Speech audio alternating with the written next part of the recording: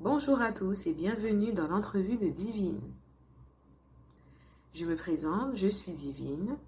Je tiens un blog où j'aborde les sujets de la femme, de l'épouse, de la mère et de la spiritualité, à travers les expériences que je vis et les livres que je lis. Dans ce blog, j'aspire à aider les femmes à s'affirmer, à s'éclater dans leur foyer et dans la société. Je vous propose un nouveau format où j'aborderai les thématiques de la femme, de l'épouse et de la mère. Ces vidéos s'étaleront sur 3 mois à raison de 4 vidéos par mois. La première thématique que j'aborde est celle de la femme. Le premier sujet que je vous présente est celui de l'équilibre en tant que femme.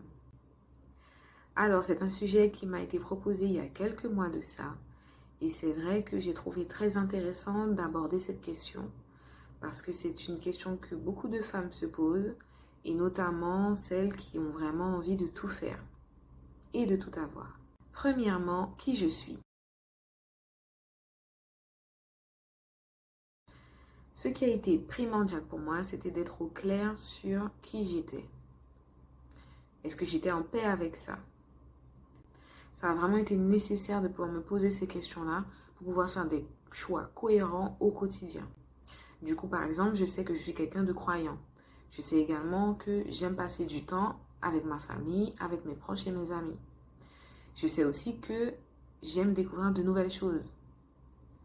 Forcément, les choix que je ferai au quotidien devront respecter mes envies, mes besoins et ce à quoi j'aspirerai à faire demain. Deuxièmement, mes priorités.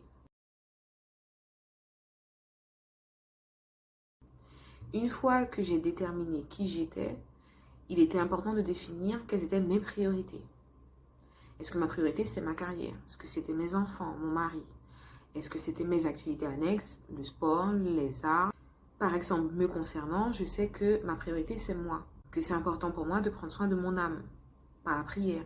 Que c'est important pour moi de prendre soin de mon esprit par la lecture de livres, par exemple. Que c'est important également de prendre soin de mon corps par le sport ou des massages de temps en temps.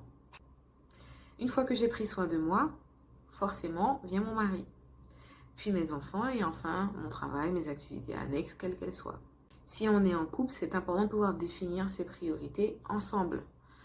Une fois qu'on a fait le point tout seul, on en parle avec son conjoint pour qu'il soit au courant et qu'il puisse respecter ce qui va être important pour vous au quotidien.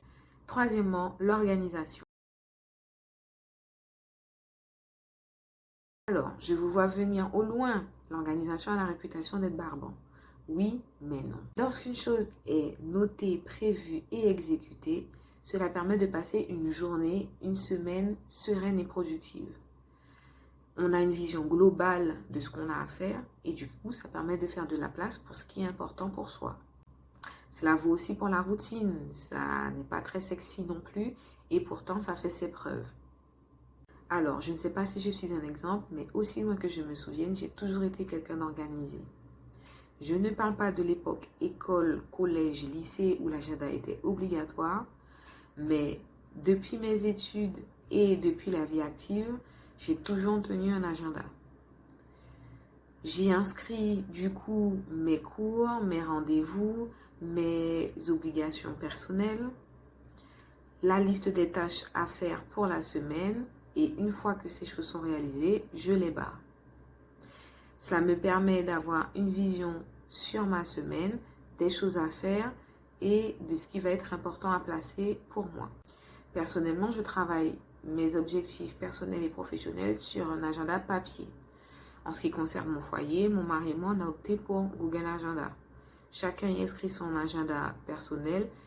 On y inscrit également les obligations pour les enfants, les rendez-vous. Et on tient sur Google Keep la liste de tâches à faire pour le foyer, la liste de courses à effectuer et toutes les urgences à traiter qui concernent toujours le foyer. Quatrièmement, la discipline. Il n'y a pas de secret pour pouvoir tenir sur la durée. Il faut savoir faire preuve de discipline. Alors, c'est un mot très en vogue en ce moment, mais c'est vraiment le mot de toute une vie. Ce qui est intéressant avec le fait d'être discipliné, c'est qu'une fois que la motivation faiblit, toutes les tâches à faire se font de manière automatique. Ce qui fait que par exemple, moi, lorsque je suis fatiguée, lorsque je suis énervée, à la bourre ou encore triste, tout ce que j'ai à faire, je le fais. Quoi qu'il me coûte. La séance de sport de 30 minutes après avoir couché les enfants, le rendez-vous une fois par mois avec les copines et la prière le soir avant d'aller se coucher. Pour certains, ça peut être inné de trouver son équilibre. Pour d'autres, il va falloir un peu bosser dessus. Le plus important, c'est vraiment d'être conscient qu'il faut d'abord pouvoir définir ses priorités, les organiser et ensuite faire preuve de discipline en tenant sur la durée. Alors c'est sûr que ça ne sera jamais parfait et franchement c'est ok. Il faut savoir également laisser place à la spontanéité et au lâcher prise. Je tiens quand même à dire que aujourd'hui, j'ai trouvé également mon équilibre parce que j'ai le mari que j'ai à la maison. Voilà, c'est tout ce que j'avais à cœur de vous partager aujourd'hui.